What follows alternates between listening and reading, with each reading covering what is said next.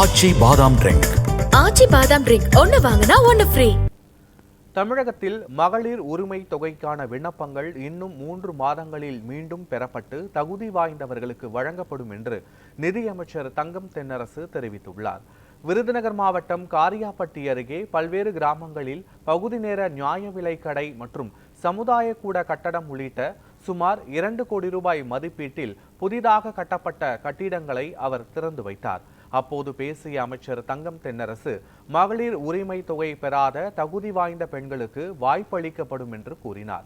இன்னும் 3 மாதங்களில் விண்ணப்பங்கள் பெறப்பட்டு தகுதியானவர்களுக்கு நிச்சயம் மகளிர் உரிமை தொகை வழங்கப்படும் என்றும் அவர் கூறினார்.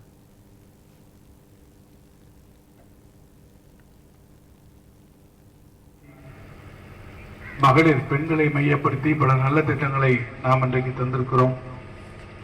மகளிர் உரிமை தொகை இன்னைக்கு நிறைய பேர் இடத்தை கூட மனுக்கள் கொடுத்திருக்கிறார்கள். அவர்களை தகுதி வாய்ந்திருக்கக்கூடியவர்களுக்கு விண்ணப்பங்கள் இன்னும் ஒரு 3 மாத கால அளவிற்குள்ளாக மீண்டும் பெறப்பட்டு யார் யாருக்கெல்லாம் தகுதி இருக்கிறதோ அவர்களுக்கு தகுதியினுடைய அடிப்படையில் நிச்சயமாக அந்த மகளிர் உரிமை தொகைகள் விடுவிக்கப்படும் என்பதை நம்முடைய துணை முதலமைச்சர் மதிப்பிற்குரிய தம்பி உதயநிதி ஸ்டாலின் அவர்கள் அறிவித்திருக்கிறார்கள்.